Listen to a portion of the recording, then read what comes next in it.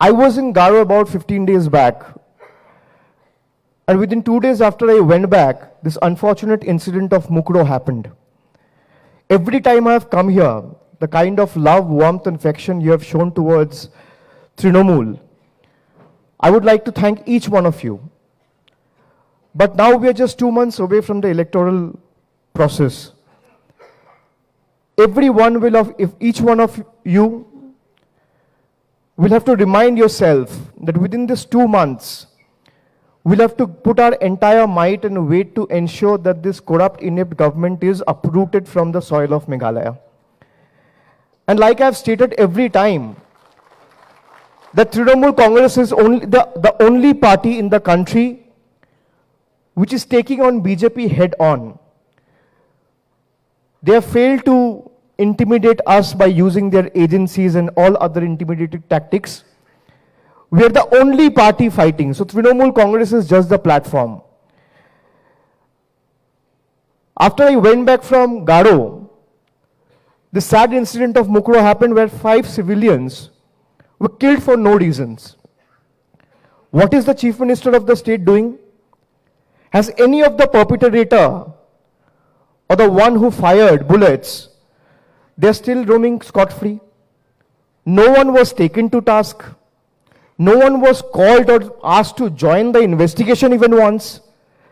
A person who cannot stand for his own state, for the people of his own state, is supposed to stand for you.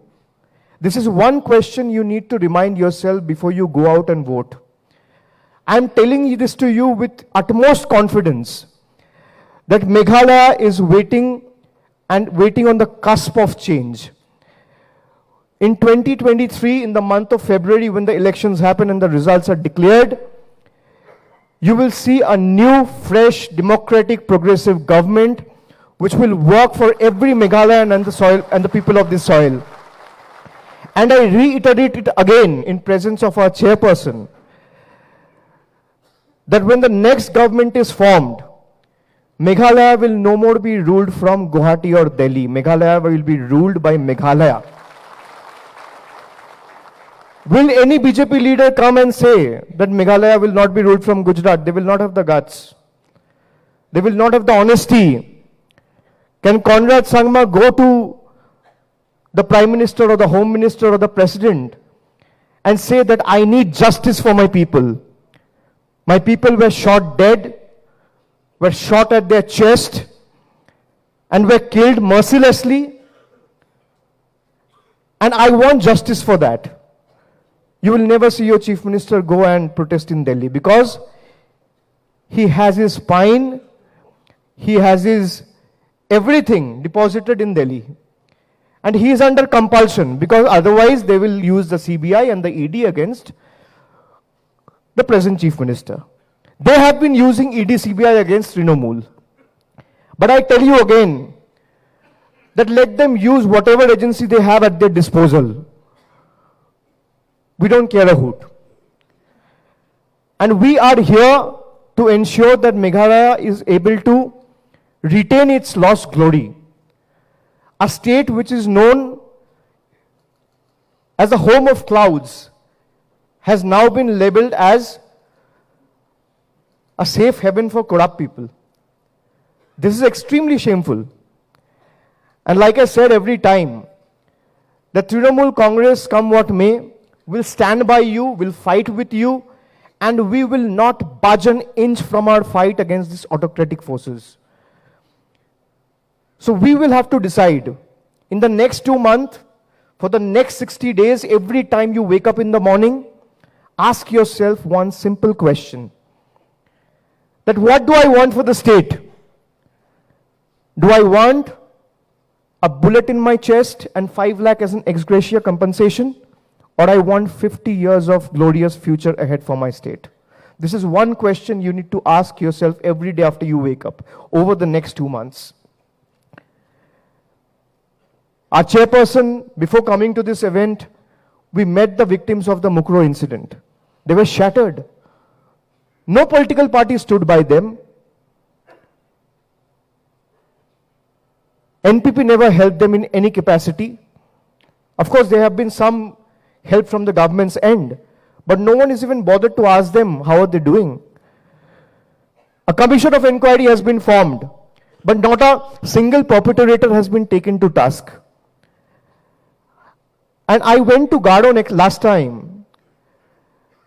You saw the gathering. Today, the kind of enthusiasm, the love, the warmth, the support, and the kind of conviction that I see in your eyes tells me clearly that Meghalaya is ready to uproot the conmans. I reiterate, conmans, not Conrad.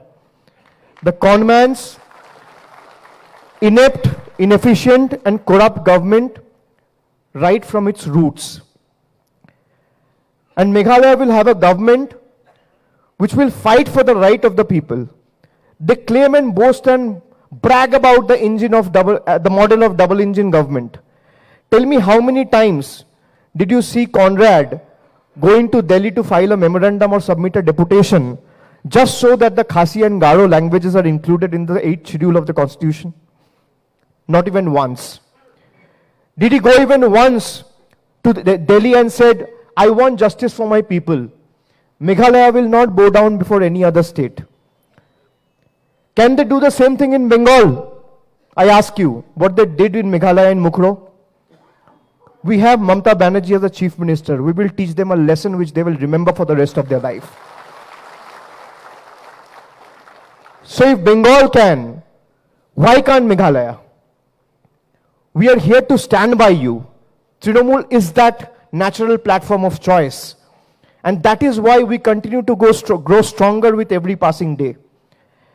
I thank each one of you for committing yourselves in this fight of bringing glory to the state. And I tell you with utmost conviction that over the next 2 months, whatever support, whatever it takes, we will ensure that it's now or never. And for the next 2 months, we have to keep fighting. We have to ensure that our family of soldiers keeps on growing. And from every corner of people from every corner of the state are benefited. Today we have the healthcare facilities in shambles. The infrastructure is in complete doldrums. You have school which doesn't have electricity. And so on and so forth. And the claim of double engine sarkar, double engine government. So do you want this hoax model of double engine government, or you want a sheer developmental model of single engine government? That is a call the people of Meghalaya and the people of this state has to take.